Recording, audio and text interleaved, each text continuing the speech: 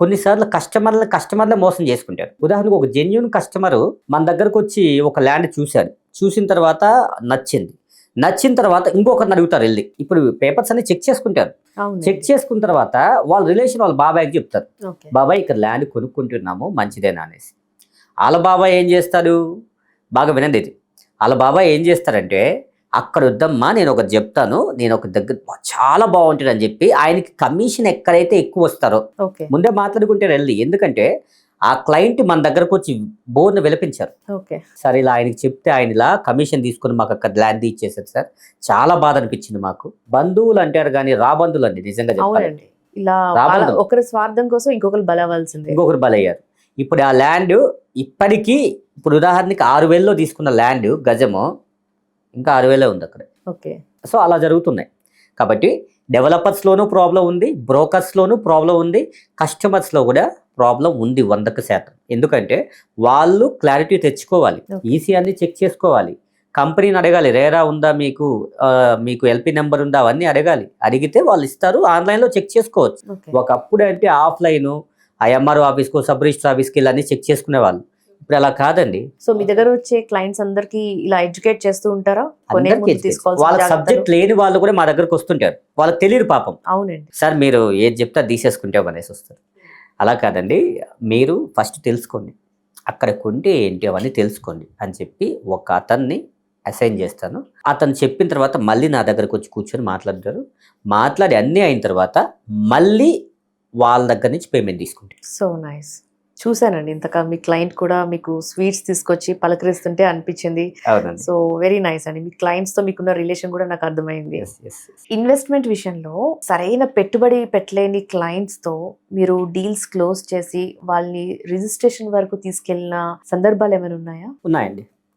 ఎలా ఉన్నాయి అంటే, ఉదాహరణకి మార్కెట్ వాల్యూ అక్కడున్న ల్యాండ్ వాల్యూ ఉదాహరణకి మనం 15,000 ఇస్తున్నాం. మరీ తక్కువ అన్న ఒక బడ్జెట్లో మనం ఇస్తాం. మరి దానికంటే తక్కువ ఇవ్వాలి అంటే కూడా మనకి నష్టం వస్తుంది కదా. అలాంటప్పుడు ఏం చేస్తాను అంటే, వేరే వెంచర్ మన అప్కమింగ్ వెంచర్స్ ఉంటాయి కదా, వాటిల్లో వాళ్ళని అలర్ట్ చేపిస్తాం. ఏమవుతుంది అంటే, ఉదాహరణకి వాళ్ళు ఒక 8,000 బడ్జెట్లో ఉన్నారు గజానికి, మన దగ్గర 12,000 ఉంది. మనం 10,000 చేసినా వాళ్ళు ఎఫెక్ట్ చేయలేకపోతున్నారు 2,000 కూడా. అలాంటప్పుడు ఏం చేస్తాము అంటే, వాళ్ళ దగ్గర నుంచి ఏదైతే మన అప్కమింగ్ ల్యాండ్స్ ఉన్నాయో వాళ్ళు మన నమ్మొచ్చారు కాబట్టి అప్కమింగ్ వెంచర్లో వాళ్ళకి బెటర్ ప్రైజ్ ఇచ్చి వాళ్ళకి అలాట్మెంట్ ముందే ఇచ్చేస్తాం మనం. ఇది ఏదైతే ఉందో ఈ ప్లాట్ నెంబర్ మీకు ఇస్తున్నాం, ఇది ఎవ్వరికి ఇంక ఇవ్వమని చెప్పి వాళ్ళ దగ్గర నుంచి ఓన్లీ 25% మనం కలెక్ట్ చేసుకుంటాం అంతే. సో దాని తర్వాత ఎప్పుడైతే మనం లాంచింగ్ అవుతుందో ఒక 3 months టైం పడుతుంది, 3-4 months. ఈ 3-4 months దాని తర్వాత రిజిస్ట్రేషన్కి వెళ్ళిన చాలా మంది కస్టమర్స్ ఉన్నారు. మీ టార్గెట్ ఇలా ప్రైమ్ పీపులే కాకుండా ఇలా బిలో మిడిల్ క్లాస్ వాళ్ళని కూడా ఎంకరేజ్ చేసిన రోజులు ఉన్నాయన్నమాట. అయితే ఎస్ అండి. అంటే నాకు below middle class upper middle class కాదు, కానీ ల్యాండ్ కొనాలి అంటే అతను ఎలాంటి ల్యాండ్ కొనాలి ఏంటి అని ఒక ఐడియా వస్తుంది ఆయనకి. అలాంటి వాళ్ళని ఎడ్యుకేట్ చేస్తూ నా దగ్గర ఎలాంటి బడ్జెట్లో వచ్చినా వాళ్ళు మన దగ్గర తీసుకోవాలన్న ఉద్దేశంతో 8,000లో కూడా వెంచర్ వేసాం, 15,000లో కూడా వెంచర్ వేసాం, అవన్నీ క్లోజ్ చేసాం. అప్కమింగ్ వెంచర్స్ రాబోతున్నాయి. ఇప్పుడున్న మార్కెట్లో ఒక సాధారణ వ్యక్తి ఇళ్ల స్థలాలు కొనుక్కునేలాగా ఉందా పరిస్థితులు? ఉంది అండి. ఎలా ఉంది అంటే, ఫస్ట్ వాళ్ళు ఒకవేళ జాబ్ చేసే వాళ్ళైతే ఏదైతే కొన్ని సేవింగ్స్ ఉంటాయో అవన్నీ అలాగే పెట్టుకొని దాన్ని డౌన్ పేమెంట్ ద్వారా, ఉదాహరణకి ఒక లోన్కి వెళ్తే సిబిల్ కూడా బాగా మెయింటైన్ చేయాలి. చాలామందికి ఏంటి అంటే సిబిల్ ఏముందలే లోన్స్ అనుకుంటారు, కానీ లోన్స్ టైం టు టైం కట్టగలిగితే సిబిల్ ఉంటుంది.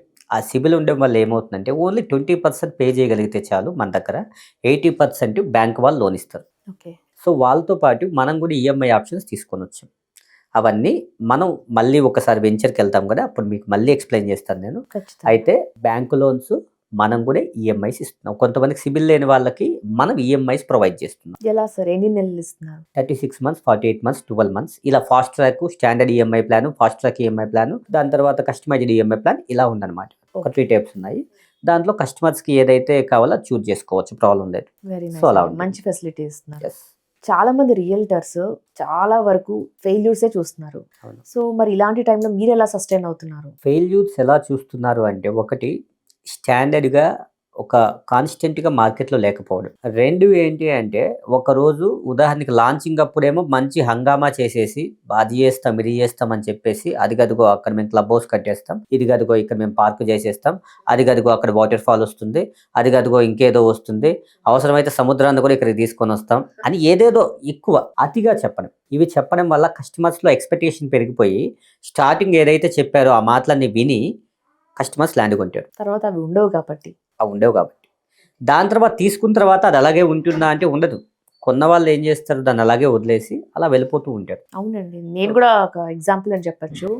సో ఇలా ల్యాండ్ కొనేటప్పుడు కూడా చెప్పారు, ఇలా రిసార్ట్స్ ఉంది, మీకు రిసార్ట్లో మెంబర్షిప్ ఉంటుంది, హాస్పిటల్ ఉంది, ఫ్రీగా మీకు మెడికల్ ట్రీట్మెంట్స్ అన్నీ ఇస్తారు, బాగుంది, మేము చాలా ఇంట్రెస్ట్గా తీసేసుకున్నాము, కొనేసాము, ఇప్పటికీ తీసుకుని 8 years అవుతుంది, ఆ రిసార్ట్ అనేది ఓపెన్ అవ్వలేదు, మాకు మెంబర్షిప్ ఇంకే ఎక్కడ ఉన్నాయో కూడా తెలియదండి. అవును, కొంతమందికి ఏం చేస్తారంటే ఈ క్లబ్ హౌస్ ఇస్తున్నాము మీకు మెంబర్షిప్ ఒక 25,000 50,000 ఇవ్వండి అని కలెక్ట్ చేసుకొని క్లబ్ హౌస్ కట్టిన సందర్భాలు ఎక్కడ దాఖలా. అంతే కదండి, వీకెండ్స్ లో పిల్లలతో వెళ్ళడానికి మాకు అదే ఆప్షన్ కదా. అవును, అవుట్స్కట్స్ లో వెళ్ళి చక్కటి ఆ క్లైమేట్ లో ఆ రిసార్ట్ లో పిల్లలతో పాటు ఆ పార్క్ లో ఎంజాయ్ చేయాలని అనుకుంటారు కదా వీకెండ్. అవును. బట్ లేదు సార్, ఇప్పుడు వరకు ఆ 8 years నుంచి ఆ ల్యాండ్ అలాగే ఉంది, ఆ రిసార్ట్ లేదు, ఆ క్లబ్ హౌస్ లేదు. అవును నిజమే. ఇలాంటి ట్రస్ట్ ఇష్యూసే అంటారా? అవును, ఇలాంటివి. ఒకటి నమ్మకాన్ని నిలబెట్టుకోకపోవడం.